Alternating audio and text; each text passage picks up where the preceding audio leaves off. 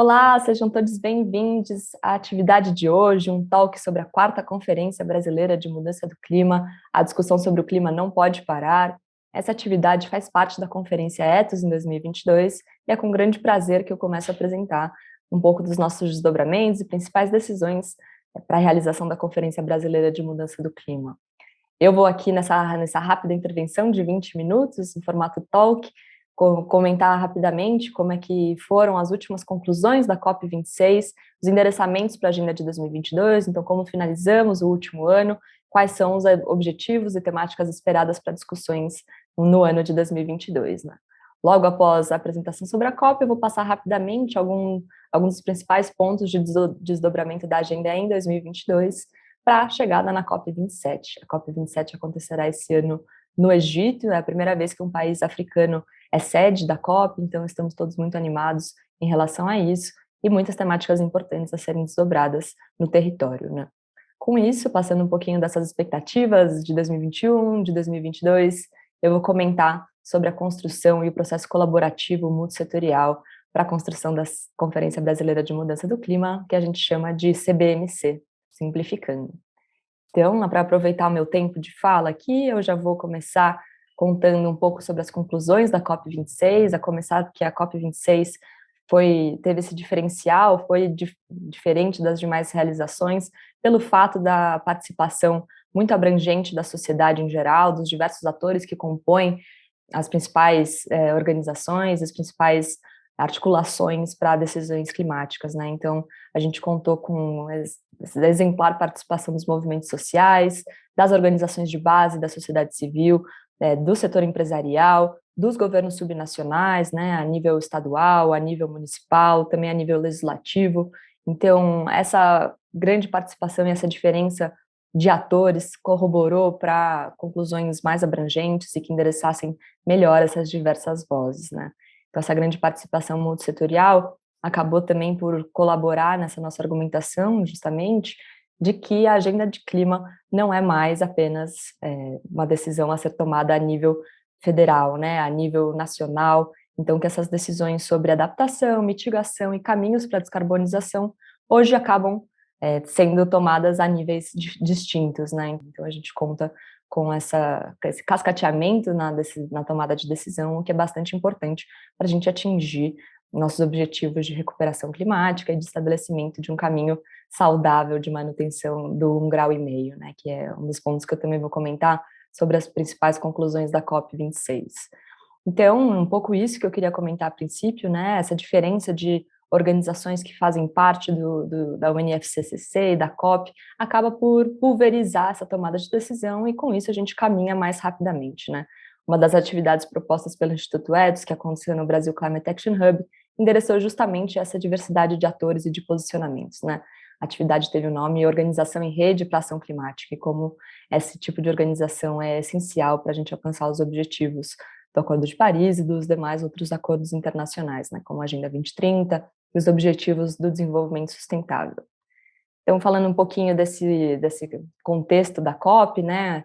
um dos principais endereçamentos que a gente teve, como eu comentei rapidamente agora, foi a manutenção do aumento da temperatura terrestre em até 1,5. Então, manter o 1,5 vivo, né? O que isso quer dizer, né? Então, significa que a gente precisa diminuir o nosso famoso gap de emissões, né? Então, todas as nossas emissões e o que a gente precisa reduzir para atingir os objetivos da manutenção do 1,5 e das reduções percentuais de emissões de gases de efeito estufa até 2030 e até 2050.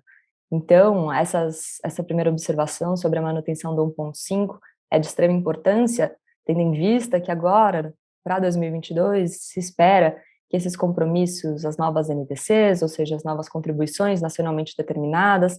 que precisam, né, ser constantemente mais ambiciosas, e é esse o esforço que a gente toma aqui por parte da organização da sociedade civil em garantir esse contínuo aumento de ambição climática,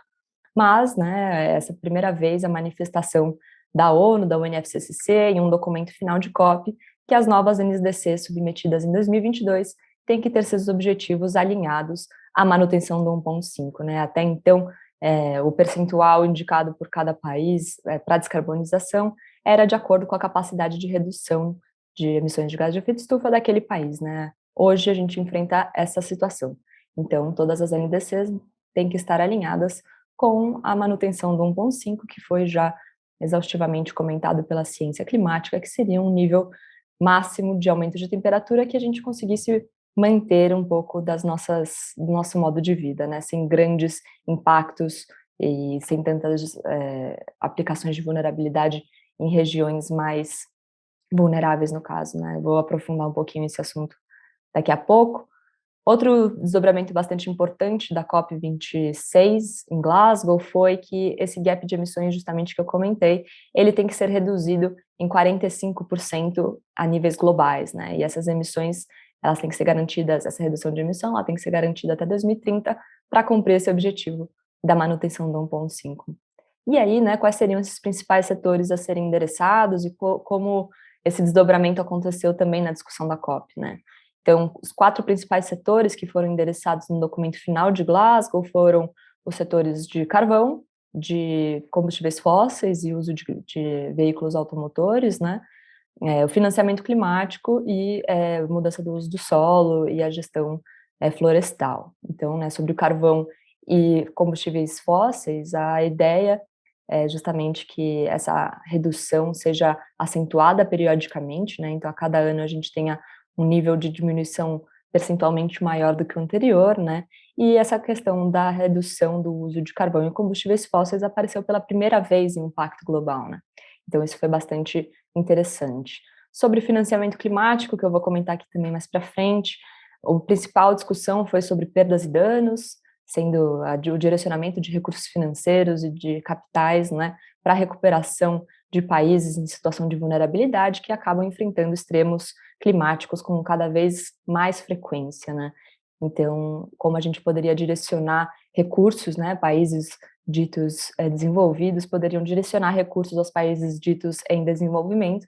para evitar esse aumento e essa escalada em relação ao direcionamento de recursos para perdas e danos em catástrofes ambientais, né. Hoje, infelizmente, a gente observa que países em vulnerabilidade acabam destinando grande parte dos seus PIBs para a contenção desses problemas, né, e isso tende a ser progressivamente maior caso nenhuma ação seja tomada, né. Então, esse objetivo é justamente que países em situação de vulnerabilidade tenham maior recursos para gerir essas catástrofes ambientais geradas muitas vezes não por eles mesmos, né, já que são países, muitas vezes, no caso de países que ficam na zona equatorial, que são países ditos, né, em situação de vulnerabilidade climática por conta do aumento do mar, do nível do mar e de outros extremos climáticos relacionados a crises hídricas, seja extenuantes, né, com maior níveis de enchente, seja com secas, né. Então esses países costumam ser países que são os menos contribuidores para o aquecimento global, né. Comentando um pouquinho dos pontos da COP, né, então com todas as novas submissões das NDCs em 2021, a gente teve um estreitamento do nosso gap, que caiu de uma média que a gente imaginava, né, que enfim, se a gente não tivesse esse aumento de ambição até 2021, a gente estaria enfrentando um cenário de aumento de temperatura terrestre em 2,7 graus, sendo que o limite é 1,5, e com toda essa diminuição, com esses novos comprometimentos e com a submissão de compromissos implementáveis e factíveis, que também é uma definição que tem que ser melhor trabalhada ao longo de 2022, a gente reduziu esse gap de 2,7 graus para 1,8, né, em cenários mais otimistas. E isso já é bastante interessante, foi uma mudança bastante forte de um ano para o outro, né, e apesar de estarmos em 1,8 no final dessa conclusão, o objetivo é 1,5, né, então mais ações devem ser tomadas para endereçar essas questões, né. Acabei aqui a recapitulação sobre a COP, já também trazendo um pouco sobre o que se espera para 2022, então, no começo desse ano a gente teve o lançamento das duas segundas partes do relatório do IPCC, então na verdade o resultado do grupo de trabalho 2 e do grupo de trabalho 3, que já eram previstos para o começo desse ano. Em 2021 a gente teve o lançamento do primeiro grupo de trabalho sobre o sexto relatório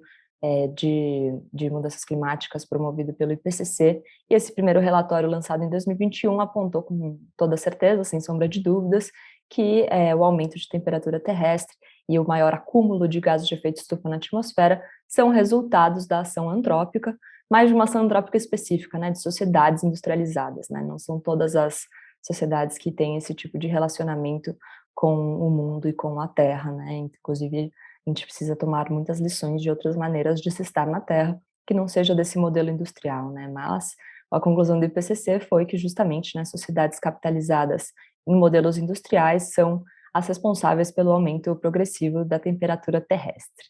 E aí, com isso, né, esses dois relatórios que foram lançados nesse ano, então o resultado do segundo grupo de trabalho e do terceiro grupo de trabalho, eles trazem visões sobre impactos e vulnerabilidade das mudanças climáticas, um pouco endereçando a nível prático e a nível local como essas conclusões do primeiro relatório de 2021 impactam já, né, países em situação de vulnerabilidade climática, regiões específicas do planeta e como a gente enfrenta os cenários de aumento de temperatura terrestre em enfim, né, cada cenário vai ter as suas próprias condições e conclusões e resultados, né? Então, se a gente pensa em cenários de aumento de temperatura até 1,5 graus, que é o objetivo, a gente tem essas conclusões. Se a gente pensa a 2 graus, a gente tem outras conclusões, a 3 outras, a 4 outras, né? E todas essas com impactos muito, muito fortes e muito decisivos para a manutenção da qualidade de vida humana na Terra, né? Então, comentando um pouco sobre os resultados desses relatórios, o primeiro relatório desse ano, que foi lançado no dia 27 de fevereiro, então conclusão do segundo grupo de trabalho sobre impactos, adaptação e vulnerabilidade. Esse relatório traz perspectivas para 2040 e 2100, né? Um pouquinho trabalhando esses cenários que eu comentei, né? O aumento de temperatura terrestre até 1,5, 2 graus e 4 graus. Também eles fazem a análise, né? Como se a gente aumenta, passa da marca de 1,5 e depois retorna para a marca de 1,5, quais impactos isso significaria, né? Esse aumento mais de 1,5 já apresenta maiores instabilidades ecossistêmicas, traz, né, questões de extinção em massa da biodiversidade, problemas já geopolíticos em relação às regiões que passam a ser menos habitáveis, né? Essas regiões equatoriais, como eu havia comentado, né? Esse segundo relatório, ele traz também um aumento do RFC, que era o índice, né, que eles analisam de motivos para preocupação, em inglês, né, Reasons for Concern. E esses Reasons for Concern, no último relatório, tinha aparecido não muito grave, e aí, agora, esse segundo grupo de trabalho, na sua análise, mostrou que esses motivos para preocupação escalaram muito mais rapidamente do que esperado, justamente por conta dessa exponencialização que é a crise climática e os seus efeitos, né? Esse segundo relatório também traz, né, essa questão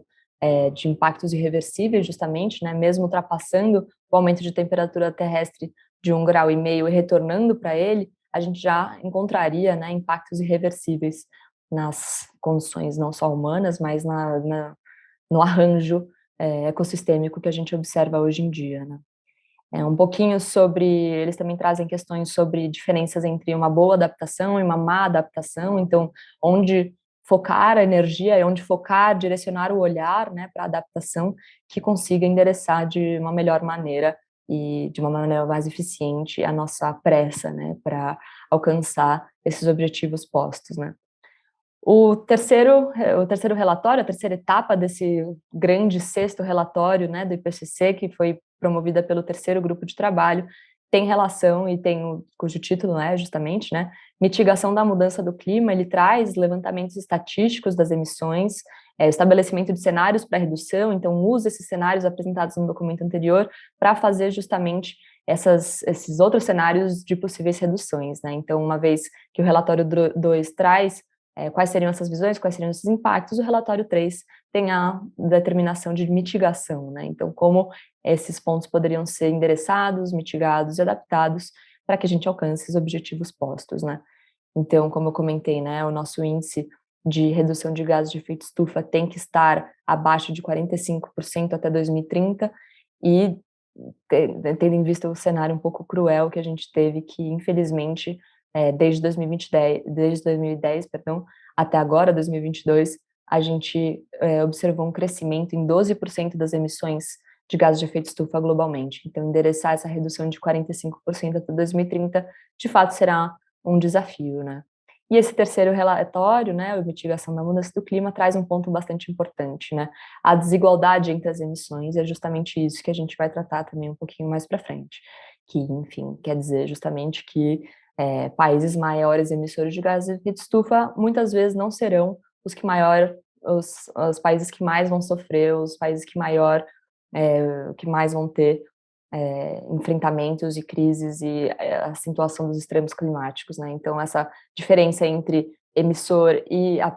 o país ou a pessoa, ou a comunidade, enfim, que sente essas desigualdades climáticas, que sente esses impactos e vulnerabilidade, não vão ser as mesmas, né? A gente ainda espera um próximo relatório do IPCC para fechar essa sexta rodada, que está programado para lançamento em setembro de 2022, que vai trazer a síntese de todas essas definições, né? Então, trazendo um pouquinho esses objetivos, né,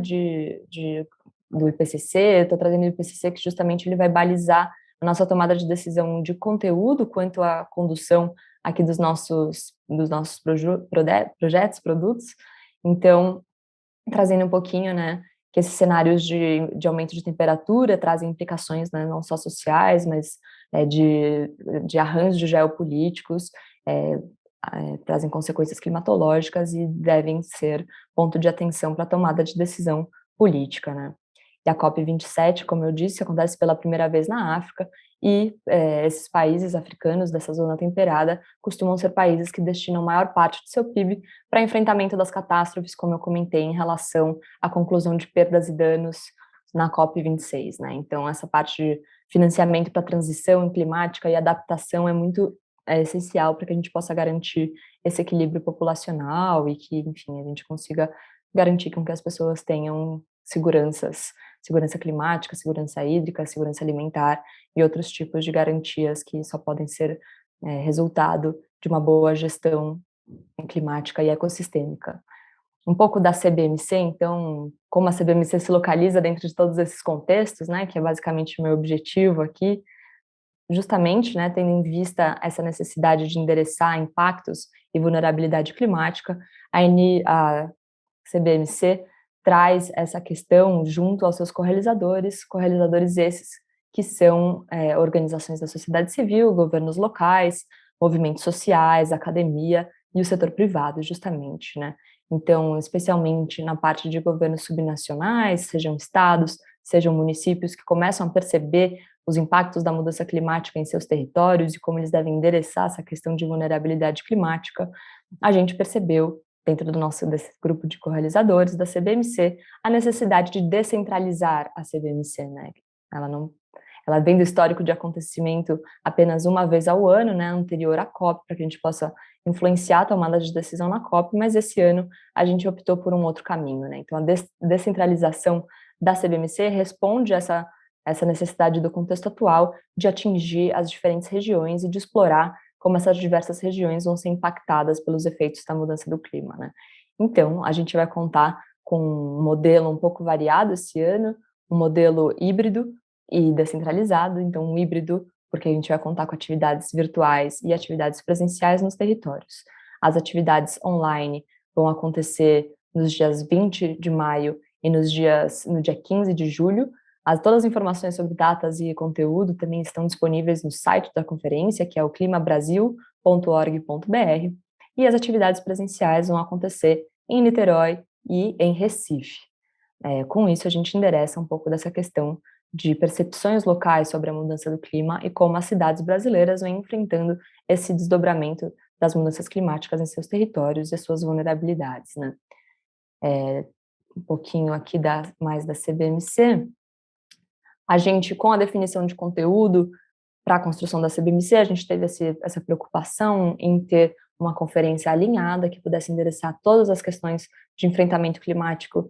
que são as principais da agenda brasileira, de uma maneira mais transversal e que pudesse acompanhar todos os dias da conferência, seguindo um fio condutor e uma linha de raciocínio coerente, né? A nossa definição de título, basicamente, da CBMC nesse ano foi Emergência e Vulnerabilidade Climática, Impactos e Soluções. Então, 100% em diálogo com o auge da ciência climática que está expressa nos documentos lançados pelo painel intergovernamental sobre mudança do clima, o IPCC. Então, endereçando essa questão de emergência e vulnerabilidade climática, impactos e soluções nos territórios, a gente já se prepara também para essa discussão prevista na COP, né? Justamente por ser em território africano, territórios africanos que normalmente enfrentam questões de vulnerabilidade e necessidades de adaptação cada vez mais rápidas, né? Esse macrotema também se desdobra em diversos outros, que vão compor todas as narrativas de todos os dias, e também compõe os nossos grupos de trabalho temáticos, que têm tratado os conteúdos, proposto atividades para programação, e com isso, né, a gente pretende incidir em diferentes frentes da agenda de mudança do clima. A CBMC também tem como produto bastante esperado nesse ano a nossa carta de recomendações aos candidatos às eleições, aos candidatos e candidatas às eleições. Esse documento está sendo elaborado coletivamente no grupo de correalizadores, ele passa pelas construções de cada grupo de trabalho tem uma definição temática um pouco mais focada, e aí esse documento vai contar com as contribuições dos 3 grupos de trabalho, será sintetizado através de uma oficina que vai ser realizada presencialmente em Niterói e lançado na etapa de Recife, na CBMC de Recife. Então, esse documento tem o objetivo de pautar compromissos mínimos da agenda de mudança do clima nos planos de governo dos candidatos a nível subnacional, então endereçando especialmente para governos locais, para os governos de estado e para os municípios, né? Com isso, a gente pretende também estimular com que esses candidatos estejam mais atentos à agenda de clima e que possam endereçar em seus mandatos, se eleitos, né, essas questões centrais e emergenciais, né, que a gente vem observando e que são certas, né? A ciência climática não deixa espaço para dúvida nesse sentido, né? A gente precisa se adaptar e a gente precisa se adaptar já. E esse é um dos recados principais da Conferência Brasileira de Mudança do Clima para endereçar essa emergência climática, né? Esse nosso calendário está sendo também pensado em função do período eleitoral brasileiro, que se inicia em agosto, então todos os nossos resultados vão ser lançados até final de julho, justamente na etapa de Recife, que acontecerá nos dias 29 e 30 de julho, e aí com esses lançamentos a gente pretende influenciar a tomada de decisão política, né? Seja a nível dos candidatos em seus planos de governo, priorizando e pautando a agenda de clima com mais veemência e com mais força, com mais rapidez, para a gente conseguir alcançar esses objetivos, né, tão curto prazo. 2030 está muito próximo, a gente tem um pequeno gap, um espaço para adaptação e mitigação que precisa ser aproveitado, né? A gente tem esse tempo para se adaptar, e quanto melhor estivermos para 2030, melhor adaptados e melhor situados, mais oportunidades também teremos no futuro quanto à atividade econômica e a garantia da segurança climática e hídrica alimentar para a população, né? Então, tendo em vista, né, essa incidência política na tomada de decisão a nível de candidatos, a CBMC também tem o objetivo de alcance das demais pessoas, da sociedade em geral. Por isso, né, a gente faz eventos tanto online e presenciais para conseguir ampliar, abranger esse espaço de incidência da CBMC. Com isso, eu gostaria de convidar todo mundo que nos acompanha aqui pelo nosso canal de YouTube do Instituto Etos a acompanharem a programação da Conferência Brasileira de Mudança do Clima. O site, como eu comentei, é climabrasil.org.br. As nossas atividades acontecem em territórios diversos, como eu comentei, e online, então, para viabilizar todo tipo de participação. E a gente vai endereçar essas temáticas, né? Eu adoraria ter mais tempo aqui para ficar comentando com vocês todos os nossos arranjos e temáticas, mas eu deixo o convite para vocês e coloco essa curiosidade para vocês começarem a acompanhar a conferência através das suas próprias transmissões, né? Fico muito feliz de poder estar aqui e apresentar um pouquinho da CBMC em 2022 e a gente segue, né? Fico à disposição também para contato, caso vocês tenham interesse em participar do processo de construção. A CBMC está sempre aberta para novos correalizadores. Caso tenham interesse também em participar, nosso site conta com inscrições, o canal do YouTube também, e a gente hoje agora nesse site, né, a gente desenvolveu um mecanismo de newsletter, então você pode se inscrever e receber as informações mais recentes quanto à programação. Acompanhe as nossas redes sociais para mais informações e nos vemos na Conferência Brasileira de Mudança do Clima. Foi um prazer estar aqui e até a próxima.